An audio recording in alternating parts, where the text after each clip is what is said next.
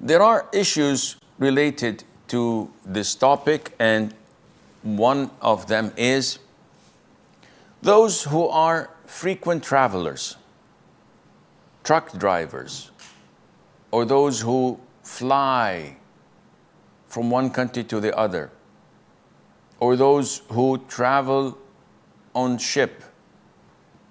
Allah Azza wa Jal has given them the concession to break their fast. Though their travel may take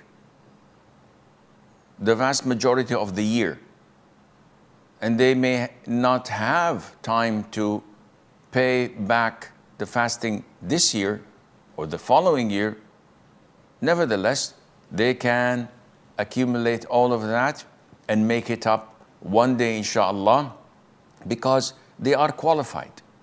They are given the concession from Allah Azza wa Jal, and Allah Azza wa Jal did not limit it to a specific time. Rather, Allah limited it to the ability. And when I'm traveling, I'm unable.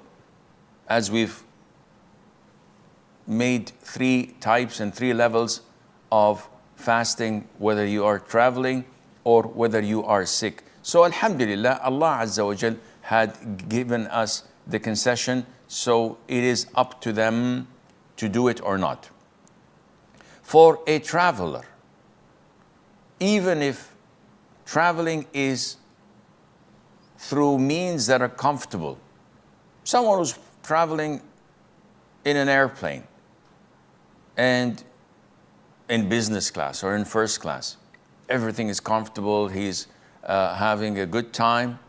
Nevertheless, he has the concession from Allah Azza wa Jal to skip fasting.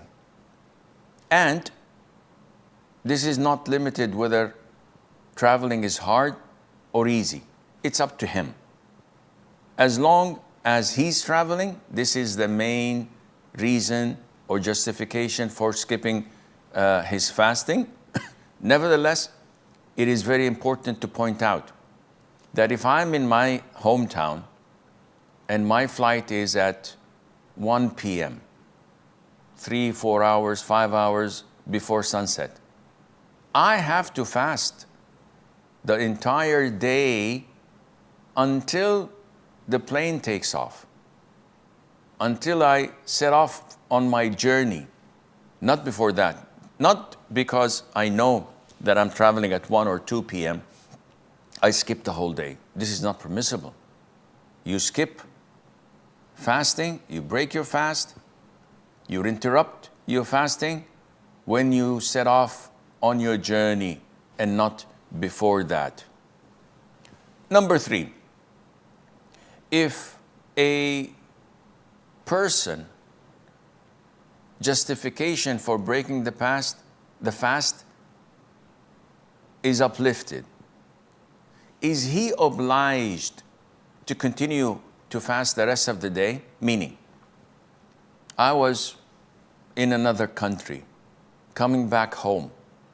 So when I traveled, I was not fasting.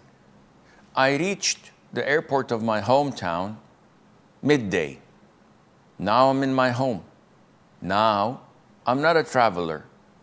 Do I have to, am I obliged to continue fasting until the end of the day, until sunset, knowing that this day is not counted for me? Another scenario, a woman who is on her menses. Midday, she sees her purity, she performs ghusl, and she prays dhuhr. Is she obliged to continue to fast until sunset like everyone else?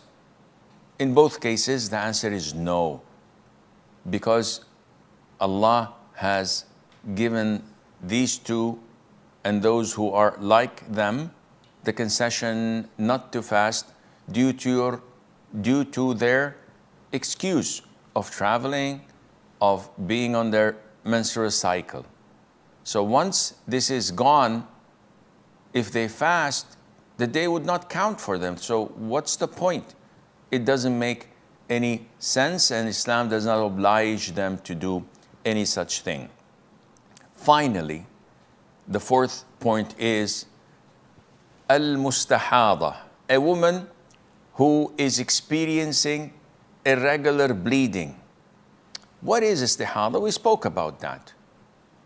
A woman is either pure, she can pray and fast, be intimate with her husband, etc., or she is on her menses, which means that she cannot pray, she cannot fast, or be intimate with her husband.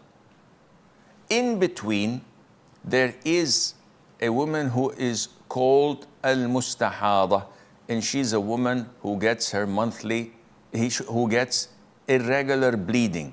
There is neither her monthly cycle, nor she's pure. She doesn't see her purity. This woman is a normal person with an illness that causes this irregular bleeding. She has to pray on time, and she has the concession. If it is difficult for her to make wudu for every fard and clean herself, to combine between Dhuhr and Asr and between Maghrib and Isha, and pray Fajr on time.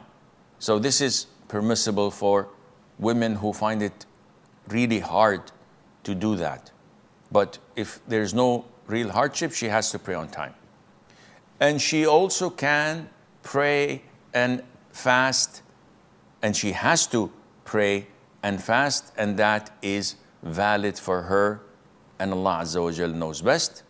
وصلى الله وسلم وبارك على عبده ورسوله نبينا محمد.